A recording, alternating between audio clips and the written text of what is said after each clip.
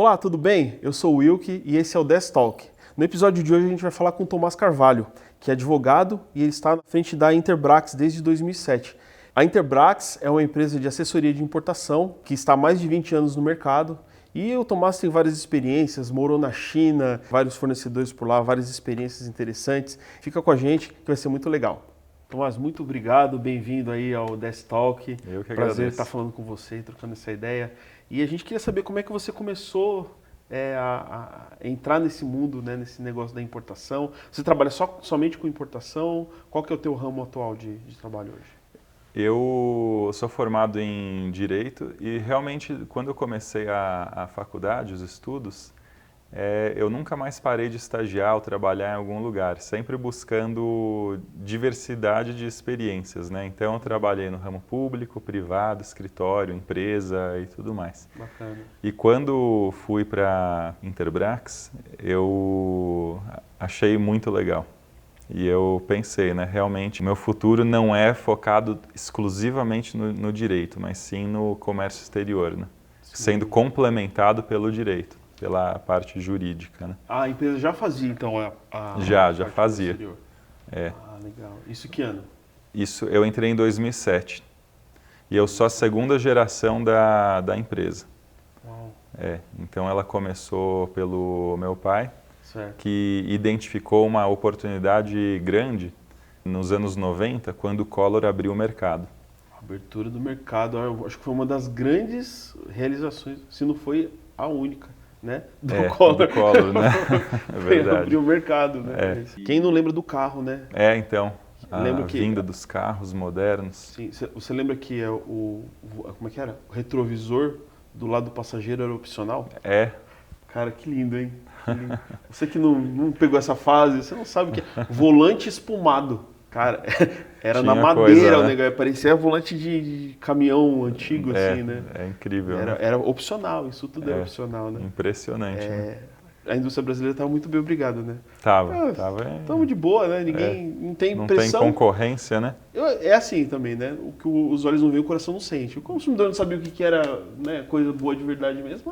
Tá ótimo. E pagava uma grana, né? Pagava-se dinheiro. Caríssimo, né? Sim, tinha ágil. A gente está dando uma aula de história aqui agora para vocês. Ágil também não é da época de vocês. Mas, enfim, era uma coisa muito interessante, né? Você falou da abertura, o Collor deu essa abertura, ou seja, ele derrubou o imposto de importação, não foi isso? Ele derrubou isso. Derrubou o sistema de cotas de importação, imposto, simplificou. Ele arrepiou metade da China quando ele fez isso. China só. Tô sentindo um desequilíbrio na força, né, cara? Total, alguma coisa vai acontecer aqui. Foi bem bacana. E aí ele lidava com importação desde os anos 70 e ele já conhecia, por conta disso, e se importava o que nos anos 70? Rolamentos. Parte de rolamentos e esferas. Caramba. Importava de onde? Da China mesmo ou não? De outro? Da China e de vários outros países, na verdade, inclusive leste europeu, na época que lá era comunista. Sim. Tinha indústria, né? A gente precisa comer, né? Isso é uma gravação à parte, né? Porque tem muita história aí. Sério? Sobre como que era feito o negócio. Mas tem tempo.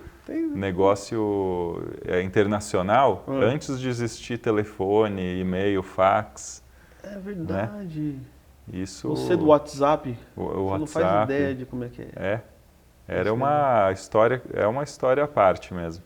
Cara, e ligação? Isso devia ser tudo por telefone, né? Ou telex. Tudo até por carta. Se a comunicação já era assim, imagina o faturamento, como é que não devia ser. Imagina, uma De loucura, zepelinha. Né? Ele conta que enviava-se a mesma carta 3 vezes em dias alternados, para ter certeza que ela ia chegar lá, porque poderia extraviar também. Sim. E era 1 mês para chegar, 1 mês para voltar a resposta, e assim por diante, né? Uau, que bacana. Mas um dia ele pode vir aqui contar detalhadamente essa parte, como que era nas antigas. Como né? chama o seu pai? Henrique. Senhor Henrique, por favor, estamos esperando o senhor aqui. Bom, mas eu entrei em 2007 e em 2011 fui pela empresa para a China. Por iniciativa própria ou... As duas coisas, né? A empresa precisava e também eu queria pegar essa experiência. Eu me inscrevi no curso de chinês mandarim, Uhum.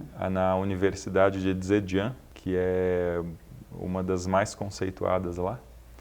E aprendi chinês enquanto eu trabalhava, visitava fábricas, viajava lá dentro para conhecer nichos, ramos e fábricas diferentes. Certo. E Você foi com o objetivo, então, de conhecer como é que funcionava a indústria chinesa. a então. indústria, a cultura, o modo de fazer negócios, relacionamento lá. Porque a cultura também está altamente associada da forma da pessoa fazer negócio. Né? Tem muita totalmente, coisa né? relacionada à cultura, né? É que nem no Oriente Médio, se você não negociar, né, se você não barganhar, não tem negócio. Não tem negócio, eles não gostam, né? Parece que, de uma certa forma, é uma falta de educação você pedir um desconto, negociar preço, prazo. Então acaba sendo essencial você entender a cultura da empresa antes de você, de repente, até fazer um planejamento, ou mesmo dentro de uma negociação fazer uma oferta e tudo mais. Né? Legal. Quanto tempo você ficou lá? Fiquei 2 anos, um pouquinho mais de 2 anos. 2 anos. Direto sem voltar. Caramba. E foi muito legal. Então, toda oportunidade de viagem que eu tinha, eu escolhia internamente lá. Viajar dentro da China, conhecer as montanhas, Cidade Proibida, muralha. Bacana. E por aí vai, né? Qual foi o lugar mais exótico que você foi? O mais exótico foi bem no centro da China, as montanhas de Zhangjiajie. É o nome, onde foi gravado o Avatar. Ah, é? Então é uma região cheia de montanhas assim pontudas, assim bem pontudas mesmo, Que legal. com um cenário bem exótico. Nossa, que legal.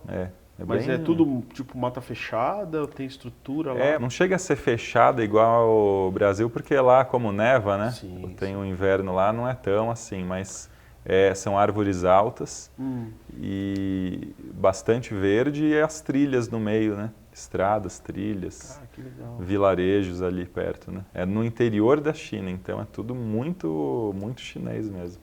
Muito. Mas e essa que, porque a gente vê hoje a China, né, modernizada, né, as indústrias e tudo mais, mas você ainda tem uma boa parte da China que ela é bem, né, quase medieval, né? Tem uma coisa assim. Realmente, eu visitei fábricas lá que parecia que eu estava dentro de uma caverna com entulhos para todos os lados, escura. Assim como eu visitei fábricas que eu jurava que eu estava na Alemanha. Sério? De última tecnologia. E então a gente vê realmente de tudo lá. A gente pega centros metropolitanos em Xangai, Pequim, praticamente a capital de cada província. Sim. Nível Estados Unidos em infraestrutura, arquitetura e tal, mas no interior realmente é bem medieval. Que legal. O que a China não faz bem de produção? Sim, olha, eu ainda estou para descobrir, né? Porque eles têm uma, assim, pelo menos tudo que eu vi, eles fabricando, assim, trazendo, né, de produtos, obviamente tem várias qualidades, mas tem muita coisa, né? A gama de produtos que eles fazem ali é muito grande. Né? Eles fabricam tudo.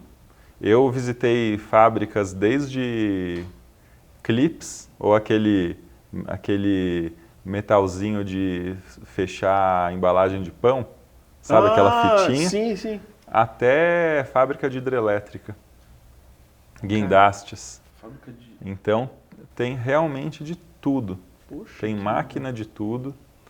Fábrica de qualquer coisa que você imaginar. E tem muita gente que liga aqui no escritório falando assim, me dá alguma sugestão, o que eu poderia importar? Fala, amigão, quantas semanas você tem aí disponível para gente conversar? Tem de tudo, né? Literalmente tudo. Qualquer coisa que você pensar já existe lá e tem fornecedor para isso. Que bacana. E eu sempre falo, depende mais do seu plano de negócio do que do produto em si. Que bacana, bacana. E qual que é, vamos dizer assim, o que o brasileiro mais se interessa em termos de negócio para você importar, por exemplo, da China, de um fornecedor assim? Eu diria Na verdade, depende do ramo do cliente, né? Hum, Então, por exemplo, somos a maior assessoria de importação do Brasil no ramo de peças de reposição para o mercado agrícola. Então, eu conheço muito sobre esse perfil. Agora, nós temos também dezenas de outros clientes que vendem nos marketplaces da internet. E aí sim. e aí varia muito, é uma gama bem grande. Está cheio, né? Tá com um Tá, monte de gente fala assim, muita vende, gente. fique milionário em 15 dias e tal. Importa e venda e É pronto, né? simples. É. É simples importar? Sim. Não, Pronto, é isso, Não, gente. não Tá é. vendo? Toda essa balela de internet, tá aqui, ó. A pessoa que conhece é, respondendo a pergunta direta.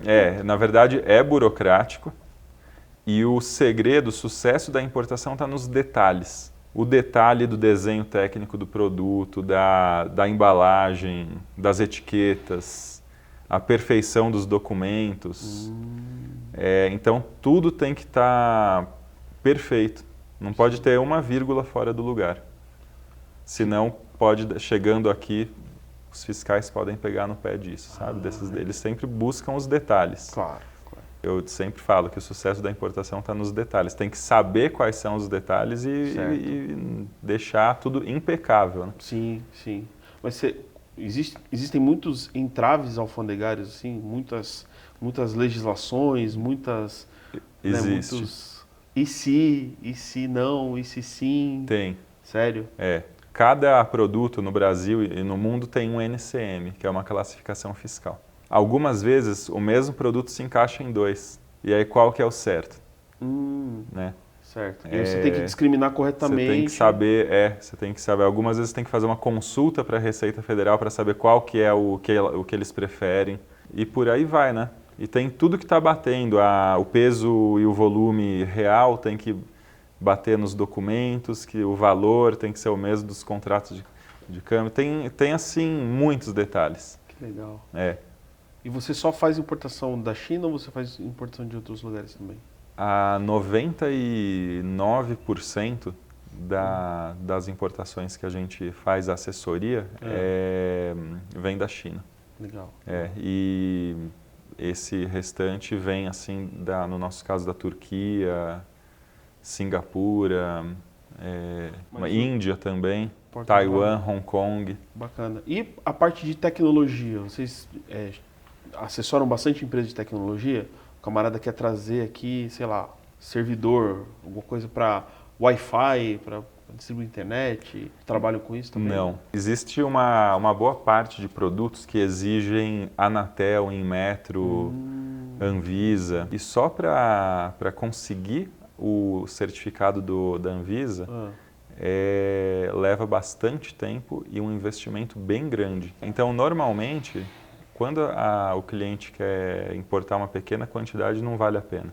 Entendi. Porque como o investimento é grande para importar esses produtos, incluindo painéis solares e tal, também precisa de Inmetro, por exemplo, você tem que trazer uma quantia grande o suficiente para diluir esse custo. Entendi. No investimento total. A gente estava com um podcast nos anteriores aqui, a gente estava com uma empresa que ela vende energia renovável, né? E ele falando sobre isso, sobre as placas solares, o trabalho que não é, porque vem container, aí vem uma parte, vem quebrado. Então tem toda essa questão ainda também do deslocamento. Às vezes você faz tudo, só que você abre, você chega a abrir container também? Já chegou? Eventualmente, a gente visita cliente, dá uma olhada nos produtos. Mas já abriu algum container e falou, meu Deus, o que aconteceu aqui? Não. Alguém nunca veio chutando esse container? Já aconteceu chega no porto aqui, os guindastes vão tirando o container do navio para passar no porto, um bate no outro, amassa. Isso acontece, né? Um container batendo no outro. Ou então está descarregando os pedidos de dentro do container e acontece alguma coisa lá, aí o seguro é acionado. Entendi. Isso já aconteceu algumas vezes. Sim. No nosso caso, nunca aconteceu de abrir o container e ser alguma coisa diferente do que realmente foi importado. Sim. Porque a gente tem escritório lá, nunca Com a gente nunca aconteceu. Sim. Mas eu diria assim que mensalmente a gente recebe ligação de um brasileiro, uma empresa aí que fez um pagamento e o cara sumiu. Ou então recebeu um produto diferente do que gostaria. Entendi. Isso infelizmente acontece. Isso cai na categoria de fraude internacional, É não? fraude total, fraude internacional. E como é que vocês fazem, por exemplo? Obviamente vocês têm um escritório lá que faz toda a negociação, conhece os parceiros também, as pessoas que vão estar disponibilizando os produtos. Mas num caso desse, por exemplo, o camarada foi fraudado lá, né, na China. Como é que é a condução, né, dessa avaliação, de averiguação? Praticamente é um caso insolúvel.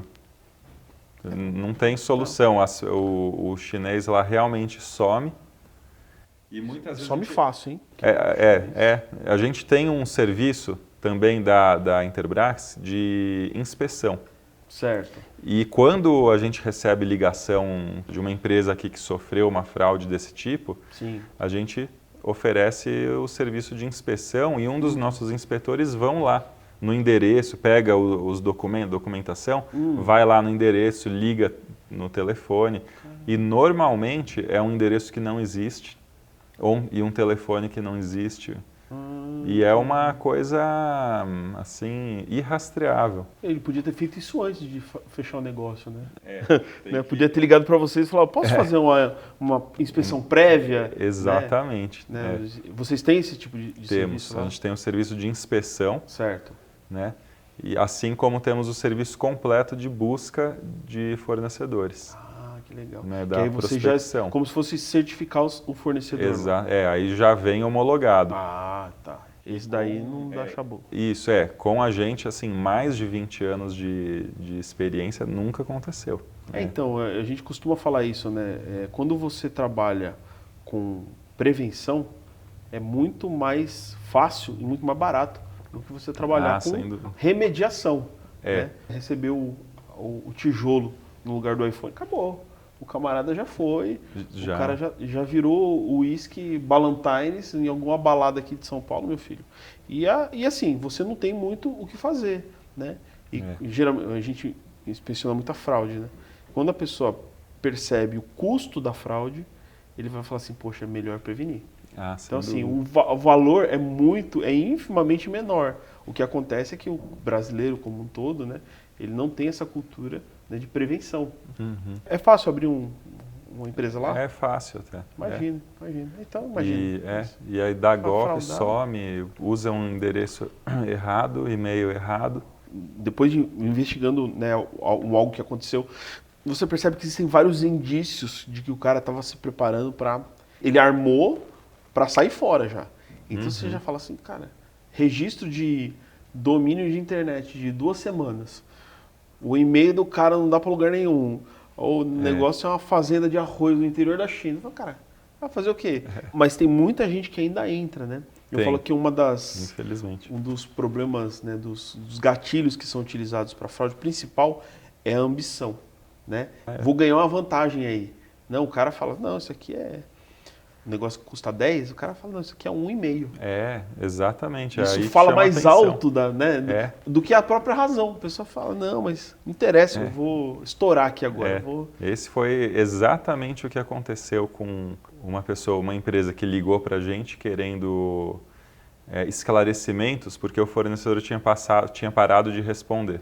Aí ele contratou nossa inspeção e realmente não existia. O endereço era falso, o telefone não existia, tudo era falso. E aí a gente falou, vamos começar o trabalho do zero, né? Realmente cotar com gente de verdade lá.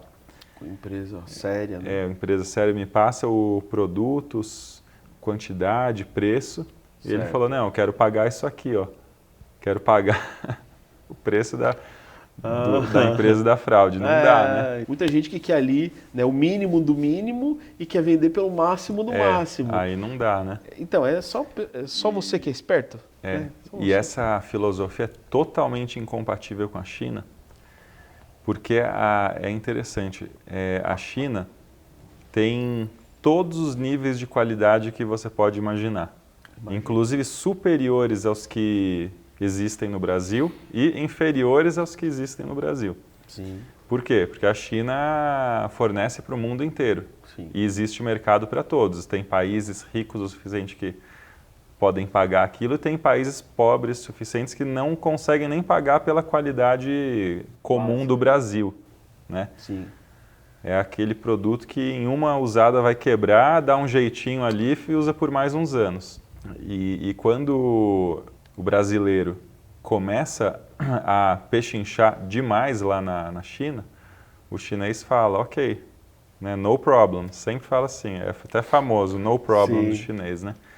E o brasileiro vai pechinchando e vai falando sem problemas e tal, e o que ele vai fazendo? Baixando a qualidade, porque não existe mágica. Existe lanche Né? grátis, né? Se o brasileiro quer o produto X pela metade do valor, vai ser metade da qualidade também. Aí chega aqui, é um produto horroroso em qualidade. Mas por quê? Porque o brasileiro está acostumado a sempre pechinchar e demais, e ele vai aceitando. Sim, sim. Porque ele tem, lá existe qualidade inferior que é compatível com aquele preço. Sim. E assim, e de uma certa forma, os caras estão certos. Porque não adianta você pegar e brigar por uma coisa que é a cultura do cara. Eu lembro, a minha irmã foi pra China uma época e ela foi com um chinês lá comprar relógio. E aí ele falou, relógio, né? Então, aí o cara botou um bandejão assim de alumínio, sei lá do que era. Botou lá e aí o chinês fez assim, ó, better. Aí ele pegou uma outra caixa, aí o cara olhou e falou, better. Aí ele pegou, até a hora que ele falou assim, better, e ele pegou e tirou uma caixinha de madeira assim, com 3 modelos. Ah, tá. Esse daqui é o melhor, ele falou, esse daqui é a qualidade igual da marca. Tá. Então assim, você tem, como você falou, é a qualidade compatível com a expectativa e o preço. Exatamente. Né? Então tem gente que quer se iludir.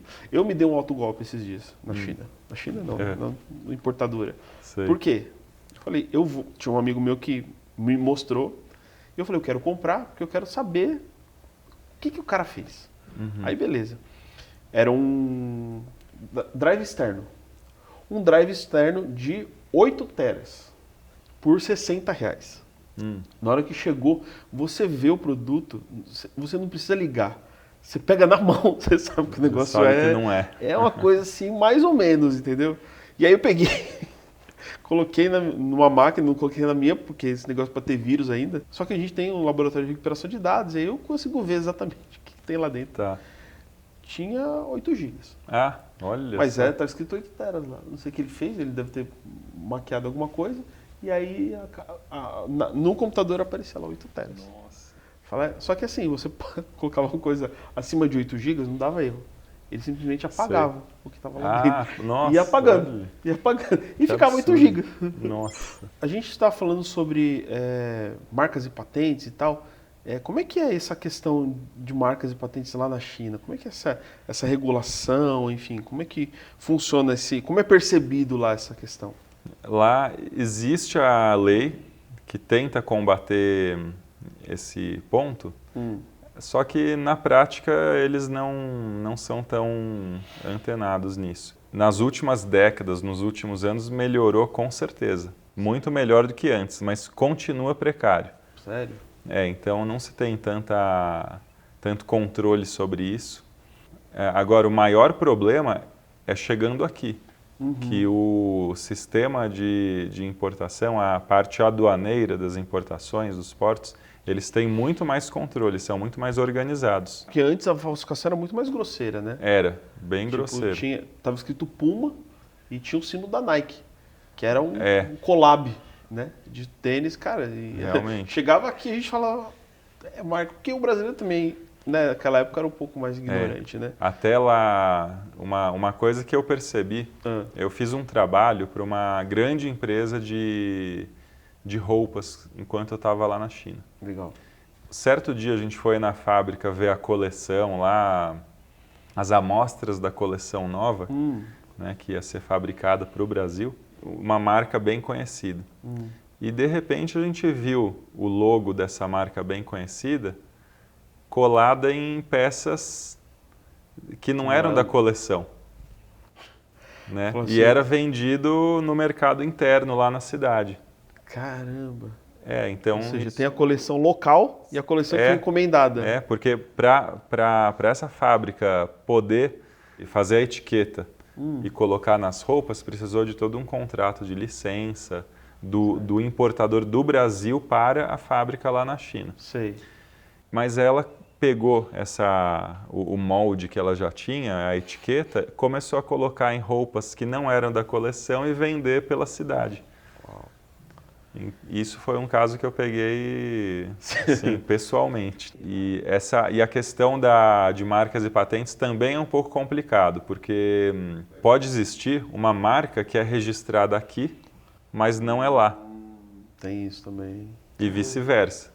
É bem complexo, né? Não tem muito o que fazer, é um risco mesmo. Sim. Agora, se você é o idealizador daquele produto e você que começou a fabricar lá, até chegar aqui, até os concorrentes perceberem e tal, já se passa bastante tempo, você já consegue se diferenciar, né? Sim, sim. Então, realmente, você tem que estar sempre criando, sempre na frente. É inovação. Mas é essa questão, né? O empreendedor que, enfim, quer fazer alguma coisa fora, quer, de repente, produzir na sua ideia, né?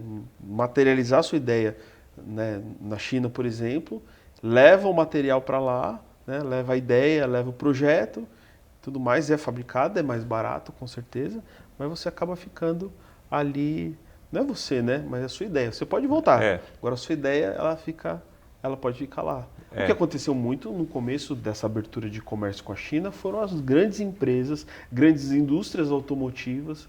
A gente lembra muito, né, de Hyundai e outras empresas do ramo, né, que fabricavam muitas vezes peças, né, para indústrias alemãs, americanas e tudo mais.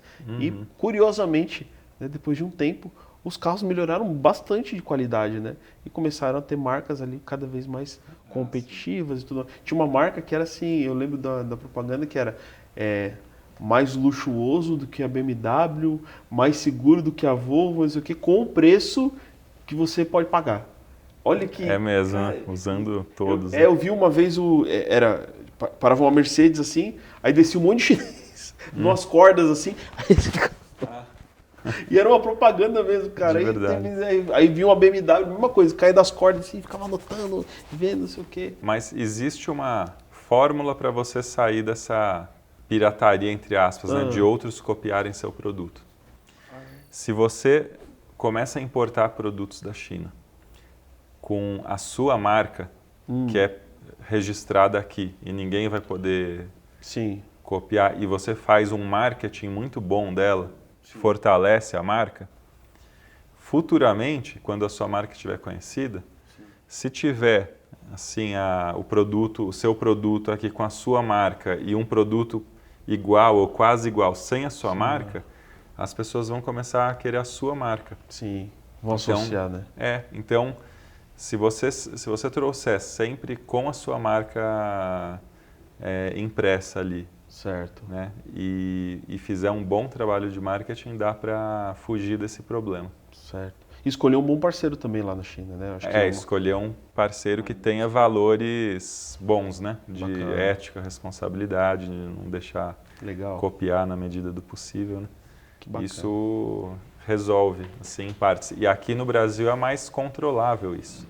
Sim. Se alguém importar com uma marca que pertence a você, você pode cobrar royalties. Sim, sim. Aqui ainda tem um pouco, a legislação é um pouco melhor, né, sobre isso, né? Funciona um pouco mais, né? E falando sobre, a gente está falando sobre produção, produtividade, existe uma ideia que todo brasileiro faz, né, e a maioria das pessoas no mundo, que a mão de obra da China, ela é barata e por isso os produtos são baratos. O valor, ora, muito mais barato do que em quase qualquer lugar do mundo, né? Mas é só isso mesmo? O que você fala sobre isso? A mão de obra é um dos principais fatores realmente do produto, do preço chinês dos produtos. Certo. O custo de vida na China é baixo. Eu lembro que quando eu estava lá, indo em um restaurante legal, um restaurante chinês assim, bom. Com 15 reais eu jantava muito bem. Então é um custo de vida realmente baixo mesmo. Nossa, R$15 não é Com nem R$15, um Burger King, hein, gente? para 2 pessoas por R$15.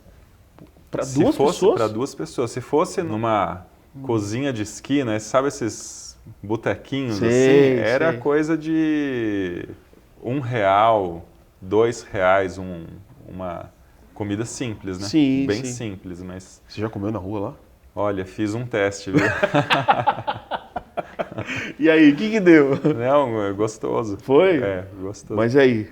Tudo tem os sabores típicos deles, né? Um shoyu sem sal, sem, né? Bastante tempero, muito apimentado, Mas Alguma gostoso. comida exótica que você comeu lá que você não comeria ou que você comeria sempre?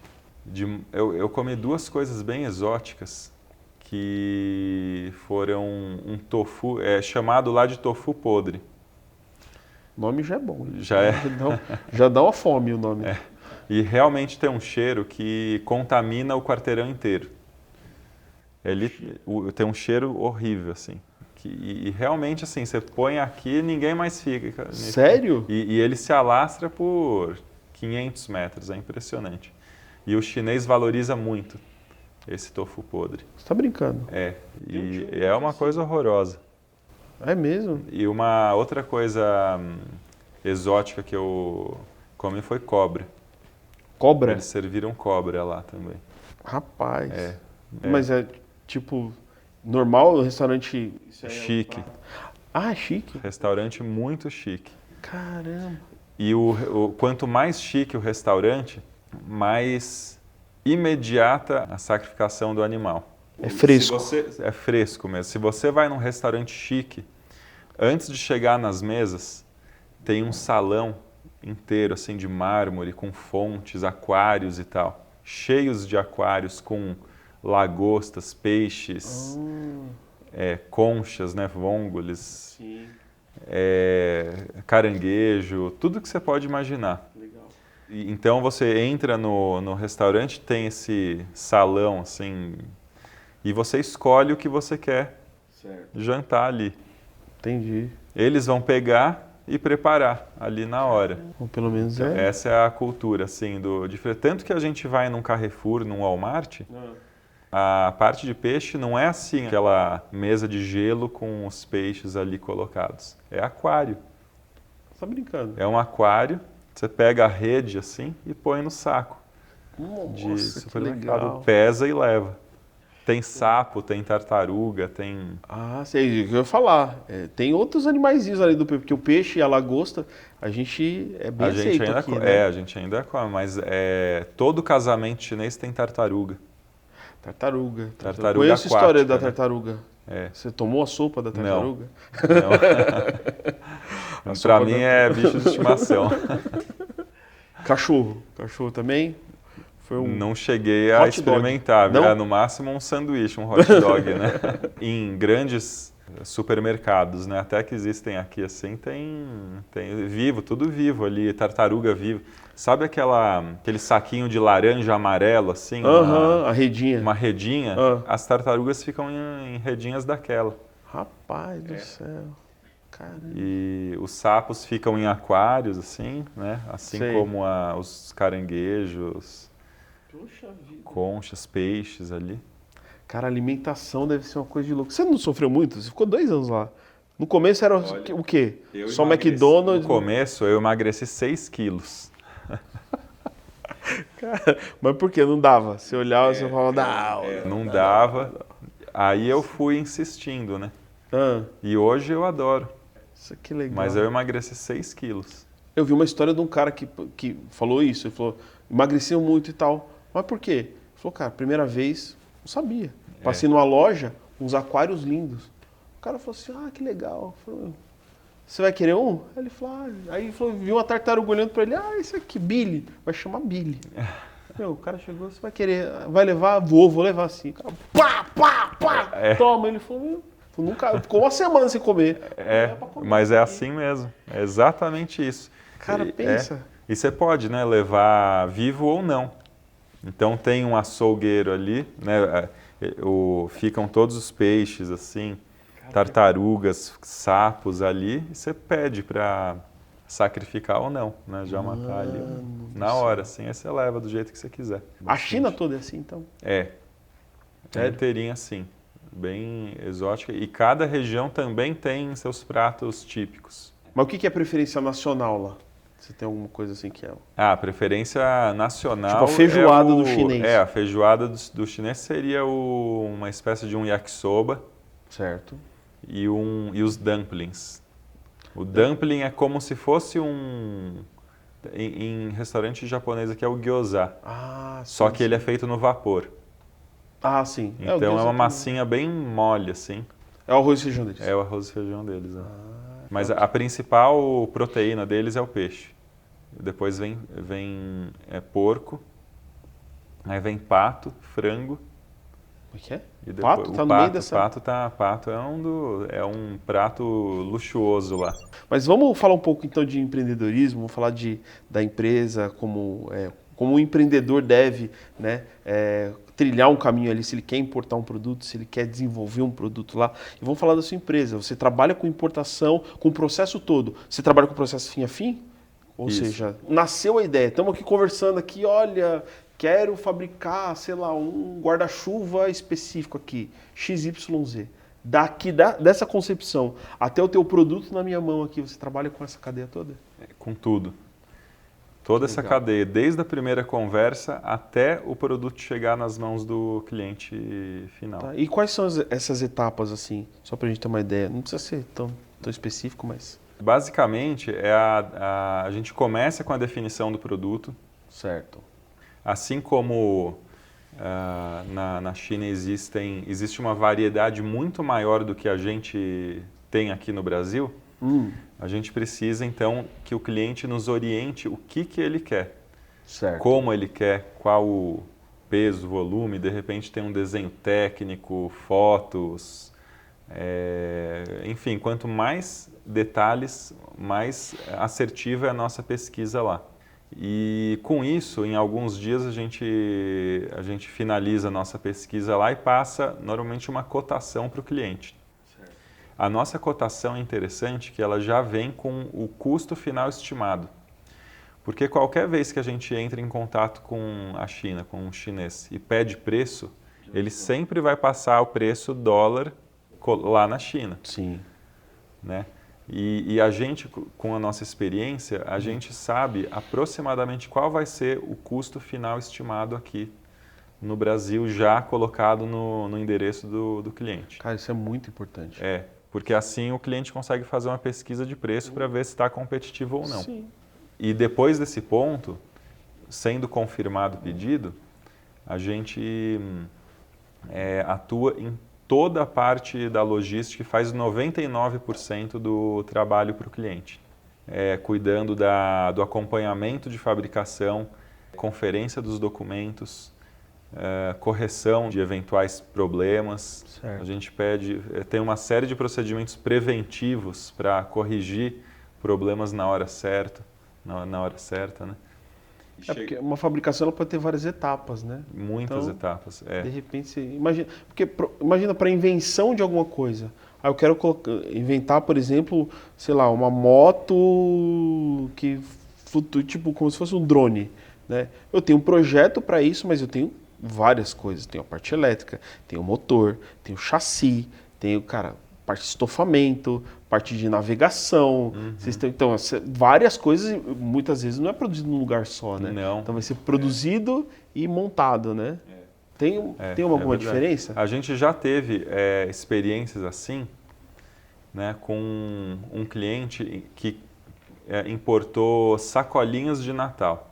E então, assim, o tecido era fabricado em um lugar. Certo.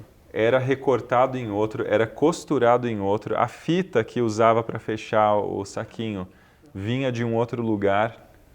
Era para uma campanha de Natal. A fita tinha um sininho. O sininho vinha de outro lugar. E tudo isso foi orquestrado e colocado junto para montar esse sininho. Cara, que logística maluca deve ter sido. Uma logística maluca mesmo, assim, né? Tanta palavra. Você é fabricado num lugar, cortado em outro, montado, costurado em outro. A fita vem de um lugar, o sino vem de outro. Pelo amor de Deus. Então, é realmente complexo. Sim, fabricar. com certeza. Então, a gente atua totalmente nessa parte da fabricação e do acompanhamento da fabricação. E quando o lote fica pronto, entra a parte mais logística, né? E aí entram vários personagens envolvidos aí na importação. Você tem o caminhão que vai levar da fábrica até o porto, o container, você Sim. tem o navio, a viagem, o seguro, tem o acompanhamento da viagem da China até o Brasil, que em média leva 30 dias. De barco, 30 dias? De barco, 30 dias de navio. Ele vai parando em vários portos até chegar no Brasil. Chegando aqui, tem a parte do despacho aduaneiro, que é o fornecedor de serviço que faz o meio de campo entre governo e importador, com o objetivo de nacionalizar a mercadoria, pagar impostos. Sim. Aí tem os trabalhos portuários. Que seria isso? Tem a armazenagem, capatazia, diversas taxas e serviços que são feitos lá. Depois que nacionaliza, tem o caminhão de transporte, né, terrestre que vai do porto até o endereço final. Então é uma sequência grande assim, e a gente vai harmonizando toda a cadeia. Que bacana. Né? Você falou 99%. Qual que é o 1% do cliente?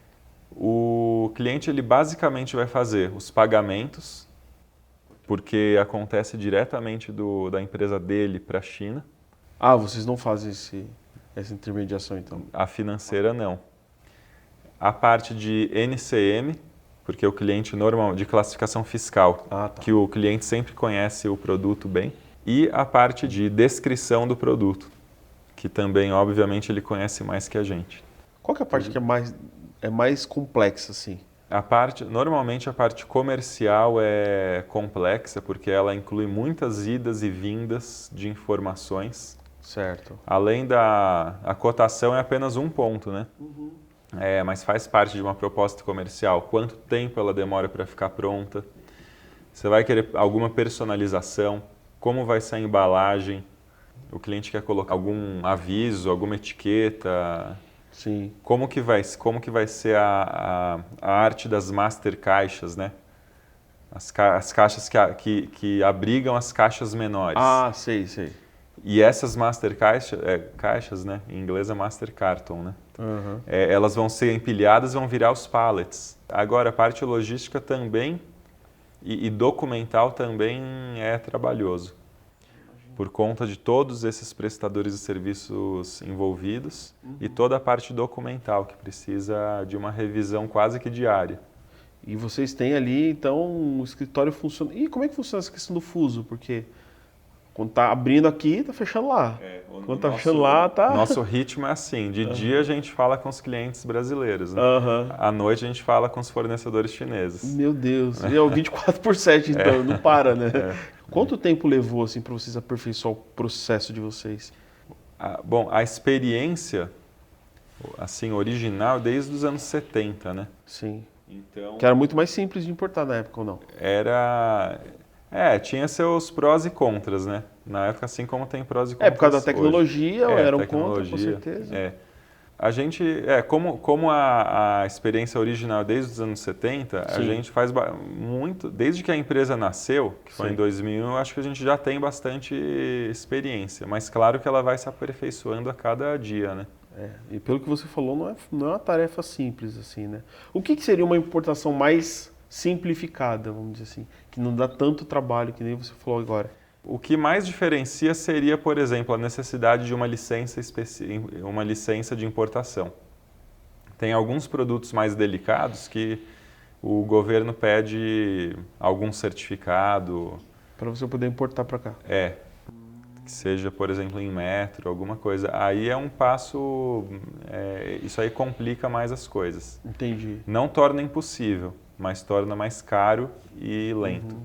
E com tudo isso ainda é um excelente negócio importado. Ah, sim, Com tudo isso ainda é um excelente negócio, tanto que o Brasil importa muitos bilhões de dólares todo ano. Na verdade, independente do produto e do valor, O trabalho dessa gestão de importação é a mesma coisa, é o mesmo. Sério? É.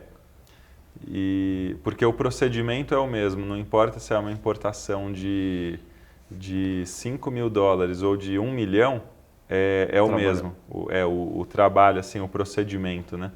Então é tudo muito próximo.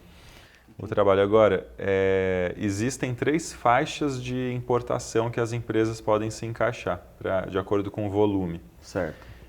Existe o radar expresso. Radar é a autorização que a Receita Federal dá para os clientes importarem. Tá. E a mais básica e realmente simples de tirar, das empresas conseguirem, é o radar expresso. Certo. Em que a empresa pode importar até $50.000 por semestre. Depois temos o radar limitado, que é até $150.000 por semestre. E temos o ilimitado, que aí não tem um limite estabelecido. Mas cada uma dessas licenças custa, né? Cada uma delas custa para... Normalmente isso é trabalho de despachante aduaneiro e eles cobram para cada uma delas. E é importante o cliente achar o ponto de equilíbrio da empresa e o quanto que ele pode importar para ver em qual categoria ele vai se encaixar, né? Com a Interbrax, você basicamente foca na parte mais importante da sua empresa, que é vender os produtos, né, achar clientes, prospectar e tal, e deixa essa parte, entre aspas, chata com a gente. Olha que beleza. Chata e burocrática com a gente. Podia ser assim em outros lugares, né? Outras coisas no mercado também, né? O Olha, que é mais comum e o que é mais incomum de ser trazido? No nosso caso, né, considerando os nossos clientes, de mais comum nós temos a parte de peças de reposição para carros, tratores, caminhões, né, a parte de rolamentos. Nós temos cliente de churrasqueira a gás. Ah, sim. Iscas artificiais. Opa, isso me interessa. Varas, molinetes, por aí vai, né? Diz uma coisa, eu tenho uma curiosidade aqui também.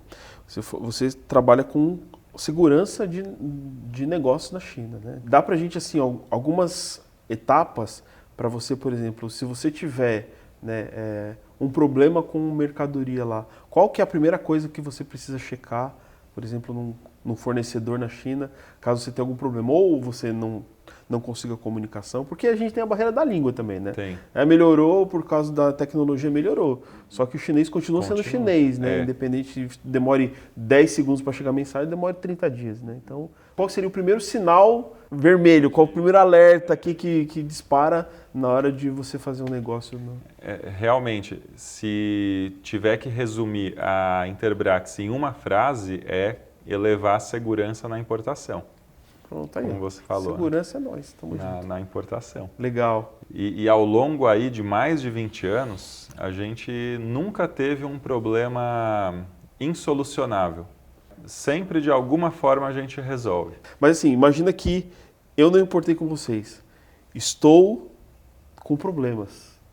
Ou agora eu estou assistindo nesse momento agora e já fiz ali como é que chama? O Swift? O pagamento. O pagamento. Swift, E estou aqui assim agora, a ansiedade começa a tomar conta do meu corpo. Qual que é o primeiro sinal? Não estou aqui com vocês, não conheço o Tomás agora, estou conhecendo agora, só que eu já estou sentado nesse problema lá na China. Uhum. Qual que é o primeiro sinal que você detectaria assim de, poxa, pode ser um problema isso aqui com esse fornecedor? Tipo, não sinais assim, tipo, o cara não me responde mais. Aí é um problemão, né? né? O cara não responde mais, bicho. Aí, eu acho que a falta de clareza já pode trazer muito problema. Sim, sim. Não necessariamente um problema de fraude, né? Um problema de comunicação mesmo, mal entendimento. Comunicação, de mal entendimento. De repente, se você só faz a encomenda, faz o pedido e pronto. De repente pode vir, sei lá, uma cor que você não queira, numa caixa que você não queira. Sim, sim. Então, realmente, a negociação não é só preço, né, com a China. Tem muitas coisas envolvidas. Mas em questão mais voltadas para fraude mesmo, existe uma maneira de você identificar isso precocemente? Existe uma forma de você... Existe, fazendo inspeções. Somente indo lá. Inspeção é ir lá... Bom, ou você pode realmente pegar um avião e ir para lá fisicamente e ver. Perfeito. Só que é um investimento elevado. Sim. Passagem, hotel, chegar lá, 2 dias para chegar Comer. lá. Ou contratar uma empresa de inspeção. Ah, legal. Vocês são empresa de inspeção lá também? Somos uma empresa de inspeção também lá. Então você pode entrar, não no processo todo. O cara teve um problema, vai ligar para você e falar, nem te conto. Começa assim, aí veja bem. Me conta. Veja bem, acho que estou com um problema, não sei. Veja você. O cara não me liga, mais não me telefona, o e-mail dele não volta todos os e-mails que eu mando. Então aí você tem esse produto, né, esse serviço lá, então, já Isso. com locais, residentes. São brasileiros ou são chineses? São chineses. Ah, são chineses. Você que montou essa equipe lá ou não? A da inspeção sim. É mesmo? Eu comecei com a minha ida para lá. Então, e basicamente para inspeção? Não. Há algumas para inspeção e outras para o pacote completo que a gente faz, que é de fazer a pesquisa do fornecedor, quem é, ir na fábrica, a gente cota. Por exemplo, posso falar para você assim, olha, eu estou pensando em, sei lá, uma bomba para piscina. Você vai lá e pesquisa isso para mim. A gente vai lá e pesquisa. Tem esse modelo, tem isso. Porque hoje existem sites que apresentam fornecedores. Sim. Mas alguns deles não são reais. Alguns dizem que são fábrica, mas na verdade são revendas. Outros estão ali para dar golpe. É 25 de março, gente. E é 25. E outros são ótimos, né? Tem de tudo. Sim, sim. O nosso jeito de pesquisa, o nosso pessoal lá na China, eles fazem uma pesquisa que não é nem um pouco baseada na internet, que é a nossa única fonte de pesquisa aqui no Brasil. Sim. Lá eles literalmente vão nas fábricas, tem uma reunião assim, olho no olho, ver se realmente produzem o que dizem que produzem. Se certificados estão válidos e tal. Então é uma fonte muito mais confiável de fornecedor. Totalmente, né? Porque assim, imagina, para você enganar via internet, né, é muito mais fácil. Tinder, que eu diga, né? Mas imagina assim, para você vendo as coisas e indo lá ver, é muito mais difícil, né? O cara, né, muito mais difícil, quase impossível. Tentar dar um golpe, alguma coisa do tipo. Né? Existem, por exemplo, diferenciais de qualidade entre fábricas? Tem. Tipo, essa fábrica aqui, ela é meio... Com certeza. Que legal. E o Brasil, ele não aceita as qualidades super tops de linha lá da China. Sim. Porque essas qualidades são adequadas assim para Estados Unidos, Alemanha, europeu, Inglaterra e tal. E não aceita também a qualidade porcaria. Para onde vai a qualidade porcaria? Vai para os países mais pobres do mundo. Alguns na África, alguns na América Central, alguns na Ásia, porque eles simplesmente não podem pagar por... Assim, se importar uma coisa melhor, ninguém compra, porque não tem recurso. E é uma filosofia de trabalho, é uma filosofia de... Como você falou, cultura, né? Tem tudo a ver com isso, com filosofia de trabalho, filosofia de vida, que impulsiona o país a ser uma potência, né? Porque...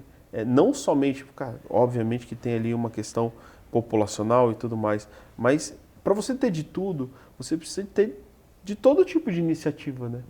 Né? Então o cara fala assim, não, vou fabricar máquina agrícola. Não, mas tem um cara que fabrica clipes de papel lá, né? Com o mesmo objetivo, né? Com a mesma gana, com o mesmo, cara, a gente vai fazer dinheiro com isso aqui. Tô aqui, tô assistindo, quero empreender. Vi uns podcasts bacanas, né, com pessoas que estão fazendo diferença e tal. E eu acho que eu quero comercializar um produto aqui. A partir de quanto de investimento que a pessoa precisa ter para procurar isso, para procurar vocês e falar, olha, vamos começar um trabalho? Eu recomendo R$100 mil. 100 mil. A partir de 100 mil. Esse é o valor mínimo para você começar a ter um retorno interessante nas importações. Legal. A importação tem muitos custos fixos. Então, quanto menos você importa, mais esses custos impactam no valor final do produto. E se você importar muito pouco, chega um momento Não que vale a pena. começa a elevar tanto o custo final da mercadoria que chega a ficar ao mesmo preço do Brasil. Certo. Então, para que já tenha uma diluição desses custos fixos, a gente recomenda um valor mínimo de R$100 mil. O cliente até pode importar menos, mas Certo. tem que ter a ciência de que vai ganhar mais experiência do que lucro. Isso é importante. Isso é importante. Ele fala assim, não, quero testar mesmo, é para aprender, Sim. quero gastar isso. Aí pode fazer, não tem problema. Entendi. O trabalho da Interbrax, tanto faz, como eu disse, se é de 1.000 ou 1 milhão é o mesmo. Mas para o cliente perceber uma vantagem, tem que ser a partir de R$100 mil de desembolso total. Sim.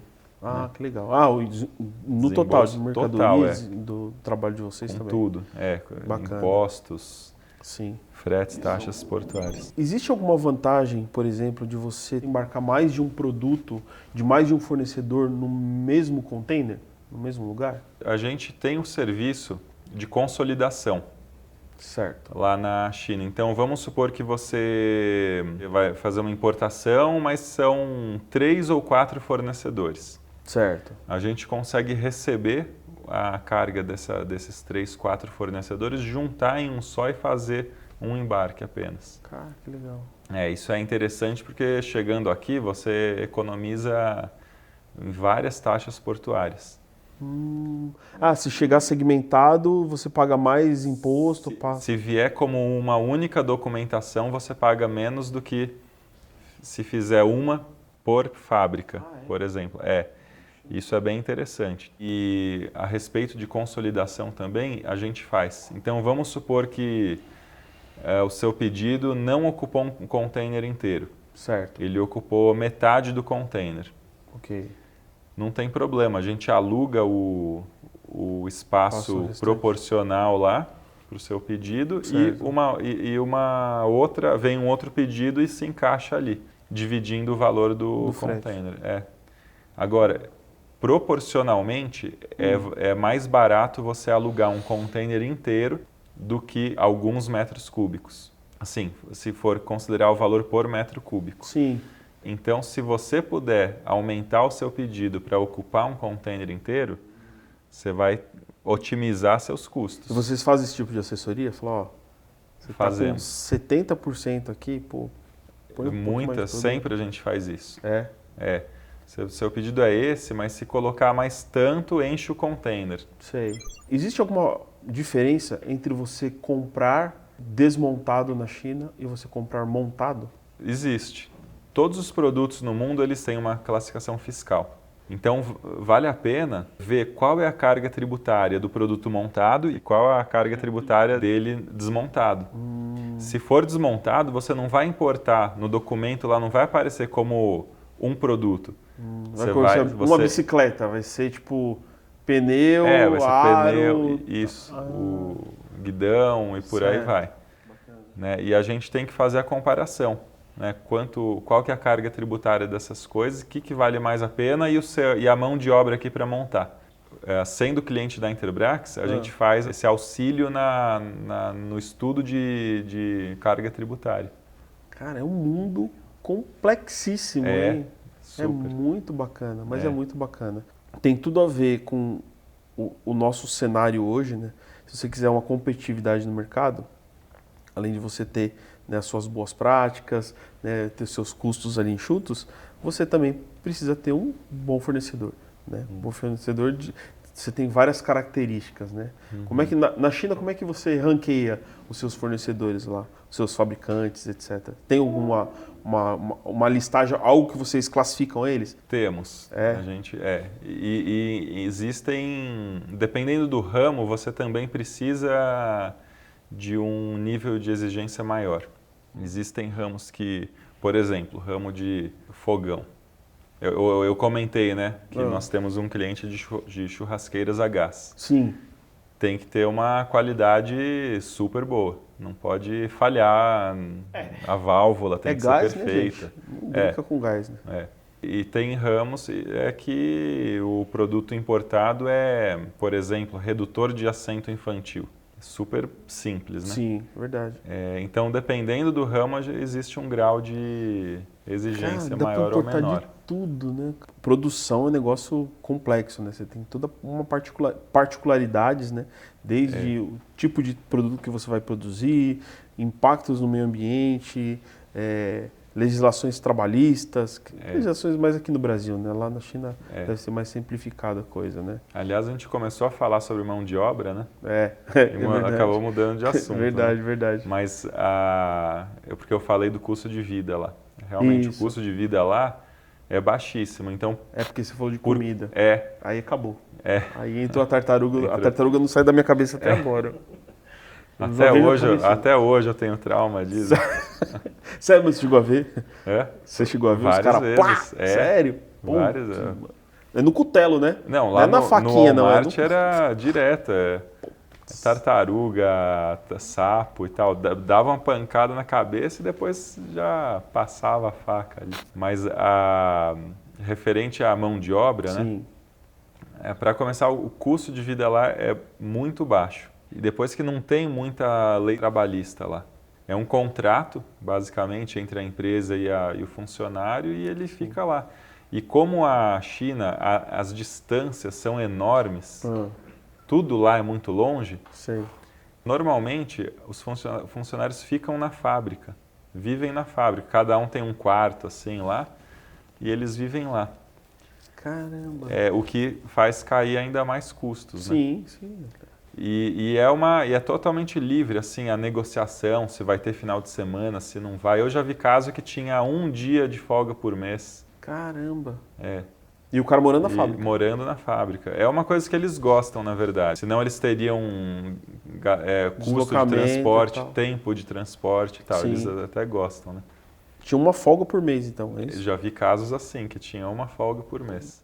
E como o custo de vida lá é baixo, então eles ganham menos. Sim. E assim cria essa diferença do custo Brasil e custo China. Especialmente quando um produto tem bastante mão de obra. Porque manufatura, né? aí que está a diferença, né? Agora, se você pegar um produto muito básico, sem valor agregado, muitas vezes o preço do Brasil é mais competitivo. Você pega a placa de aço, por exemplo. Muitas vezes a placa de aço da CSN, por exemplo, é mais barata do que a placa de aço lá. Vocês fazem essa assessoria também? A gente sugere. Quando o cliente vem com esses... Cara, é melhor você importar daqui mesmo. Importar não, né? Compra daqui, né? Sim. Quando o cliente vem com um produto muito básico, a gente normalmente dá a dica para ele. Sim. De que provavelmente não vai dar certo. Então, quanto mais mão de obra, como você falou, né? Pelo fato dela ser abundante lá, né? E quanto mais mão de obra, mais o custo vai baixando, né? É um modelo que acaba funcionando, né? Como você falou, o custo de vida é o ponto de partida para você baratear ou não os produtos, né? Porque se o cara precisa de 10 para viver e no outro lugar o mesmo trabalhador precisa de 100, cara, ele tem que ganhar mais. Mesmo. Isso reflete em toda a cadeia de produção, né? Eu lembro que na época eu comprei uma moto elétrica. Você andou muito de bicicleta lá? Eu andei, mas não tanto.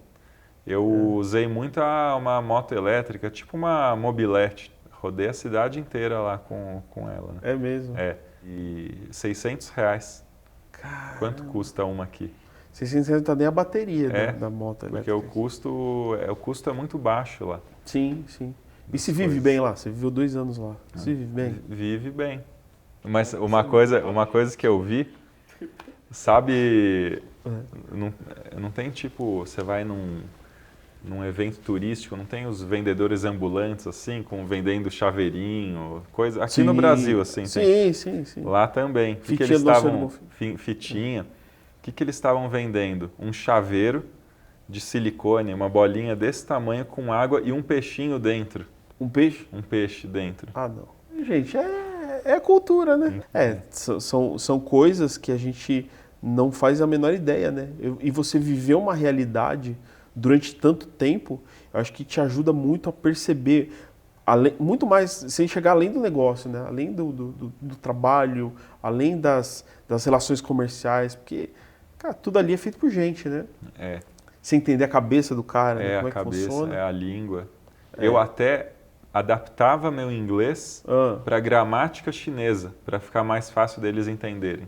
Tipo, eu falava errado para eles entenderem melhor, assim, seguindo a gramática, né? Porque eu aprendi o chinês lá. A mudança nas telecomunicações, elas foram primordiais para você avançar muito em relação comercial. Muito. O que foi o desenvolvimento tecnológico que deu mais ajuda para esse mercado? Eu acho que os meios, os aplicativos de mensagem, né? Como Skype e outros, agilizaram as coisas com certeza, porque antes era só e-mail. Sim, sim. Então isso foi muito bom e eu acho que também a evolução dos sites de produtos chineses foi capaz de trazer algumas novidades que ainda não existe ou não existia aqui. Sim. O Alibaba, por exemplo, é um site famoso, né? Opa, conhecemos muito. Que é um Alibaba. catálogo de fábricas e fornecedores de várias Qualquer coisas. coisa. De qualquer coisa.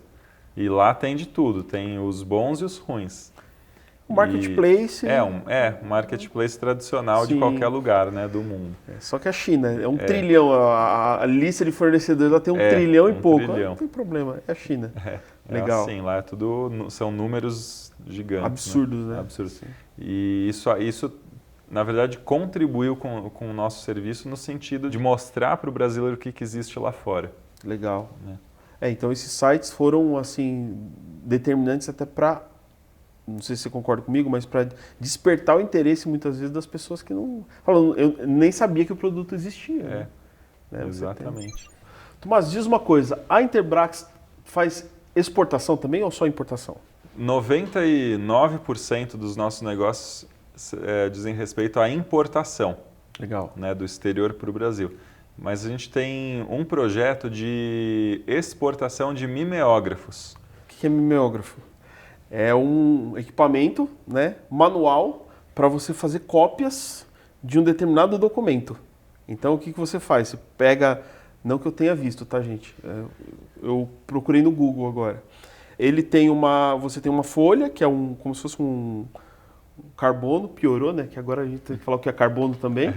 Mas você tem um tambor de álcool, né, dentro dele e você vai girando e ele vai transferindo aquela imagem, ou aquela informação que está naquela matriz para as folhas, né? É como se fosse a impressora, né, do tempo da sua avó. É o mimeógrafo, certo? Isso aí. Bacana. E para quem que vocês exportam esse cara?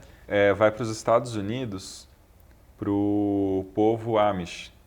É um povo que nega qualquer tecnologia e não usa eletricidade. Então eles vivem conforme o padrão de 1850, 1800 e vivem dessa forma e estão felizes lá.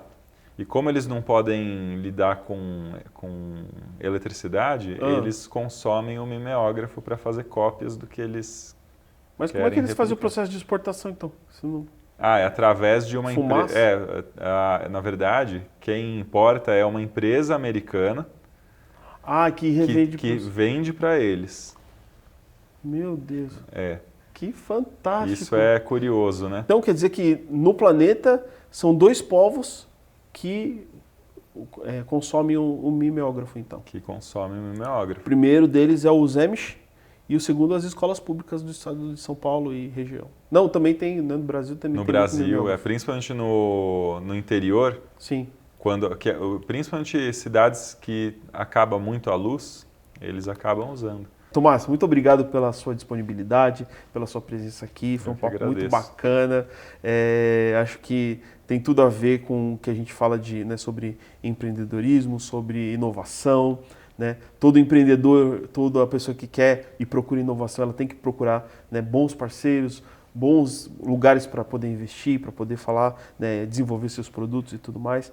E eu acho que a sua empresa trabalha, vamos dizer assim, numa parte fundamental. Né? E fazendo isso de uma forma tão profissional, tão interessante, só tem a crescer mais, né? Só tem a agregar mais coisas, né, para o futuro. Queria que você dissesse aí, em algumas palavras, aí, desse um recado para quem está nos assistindo e quer empreender, tem vontade, ainda não tem os 100 mil, mas falou, cara, quando eu tiver os 100 mil eu vou procurar o Tomás lá e tal. O que você tem de palavras, assim, conversar, dar uma mensagem para uma pessoa dessa?